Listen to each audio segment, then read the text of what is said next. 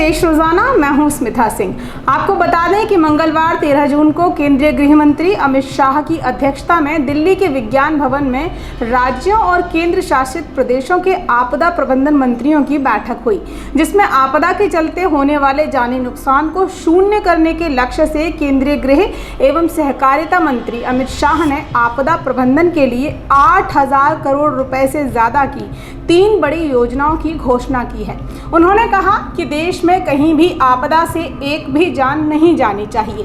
राज्यों और केंद्र शासित प्रदेशों के आपदा प्रबंधन मंत्रियों की बैठक में अमित शाह ने कहा कि इनके तहत अग्निशमन सेवाओं का आधुनिकीकरण, 7 बड़े शहरों में बाढ़ की आशंकाओं को कम करने और 17 राज्यों में भूस्खलन रोकने की जो चीज़ें हैं उन पर काम किया जाएगा। प्रधानमंत्री मोदी के नेतृत्व में पिछले 5 साल में सभी राज्यों ने इस लक्ष्य की प्राप्ति की दिशा में अच्छे काम किए हैं, अच्छे प्रयास किए हैं।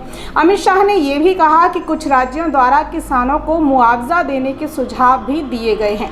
सरकार इन्हें निश्चित रूप से गंभीरता के साथ देखेगी, काम करेगी। इसके साथ ही राज्यों को भी अपने यहाँ इसके लिए बजटीय प्रावधान को बढ़ाना चाहिए। अमित शाह ने कहा कि पिछले 9 साल में केंद्र और राज्यों ने आपदा प्रबंधन में काफ़ी उपलब्धियां हासिल की हैं, लेकिन हम इनसे संतुष्ट होकर नहीं बैठ सकते। आपदाओं का स्वरूप बढ़ता जा रहा है और उनकी आवृत्ति और तीव्रता भी बढ़ रही है। इसीलिए हमें अपनी तैयारियों को इसके साथ ज़्यादा पैना और व्यापक करना होगा। अब नए स्थानों पर नई आपदाएं आ रही हैं, इसके लिए भी हमें अपने आप को तैयार करना होगा।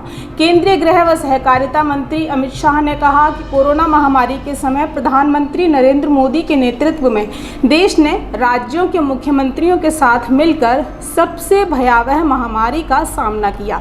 आपदा मित्र योजना के तहत 350 उच्च जोखिम आपदा संभावित जिलों में स्वयं सेवकों को तैयार करने का लक्ष्य रखा गया है। इससे आपदाओं के समय बहुत अच्छे नतीजे मिल रहे हैं।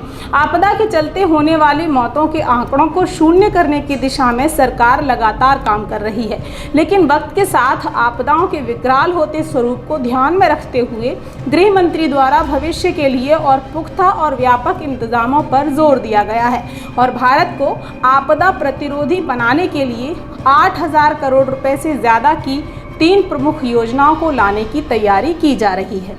अभी के लिए इतना ही, फिर होगी आपसे मुलाकात किसी खास खबर के साथ। देखते रहिए देश रोजाना। नमस्कार। हमारे साथ जुड़े रहने के लिए देखते रहिए देश रोजाना का यूट्यूब चैनल सब्सक्राइब कीजिए।